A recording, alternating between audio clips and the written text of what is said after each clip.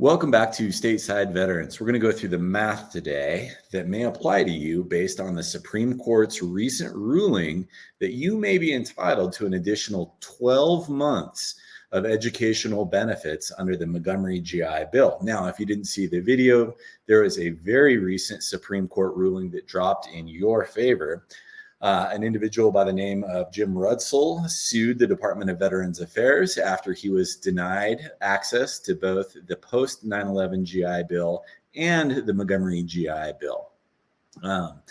We won't go through all the history here. There's another video on this channel that's available that talks a little bit about how the Supreme Court came to its ruling, but we're going to talk about the math that could be to your benefit. So I'm going to read a little bit from the VA's website. I'm going to post a link down below, so check that out. And while you do, please like and subscribe so we can help get the word out to the veteran community that could benefit from this information.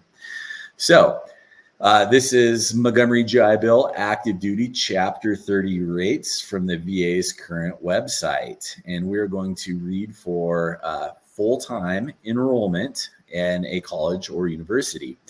They call them institutions of higher learning.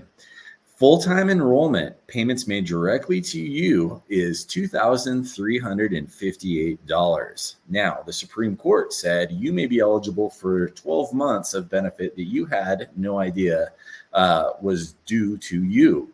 When you do 2,358 times 12, you come up with a number of $29,296. That is a significant amount of money that could be going into your pocket for attending an institution of higher learning. Hey, a lot of you may already be doing it. There's a lot of, let's call it executive MBA programs that are out there for 12 months. There's a lot of one-year programs at institutions of higher learning that you may be enrolled in. So some of you may benefit from this policy once it rolls out and the VA corrects its mistake. And you may benefit significantly from it. So there's the math. Now, take into consideration that you may be underrated as far as your VA claim goes. Let's go max case scenario, I'll call it. If you are single, you do not have any dependents, your benefit, if you are 100% disabled by the Department of Veterans Affairs for this calendar year, is $3,737. If you get that each month along with your your Montgomery GI Bill benefit that you may not have known you were entitled to, you add all of that up times 12 and you get to $74,140.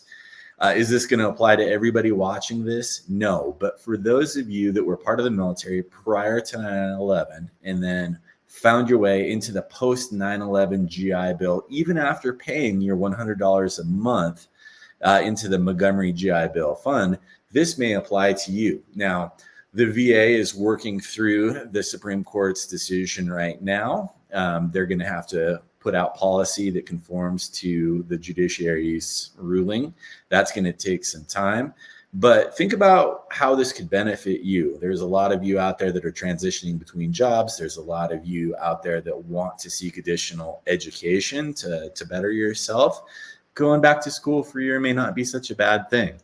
If you think about the total monetary benefit that you may be entitled to, it's pretty substantial. So stay tuned to this channel. Again, like and subscribe.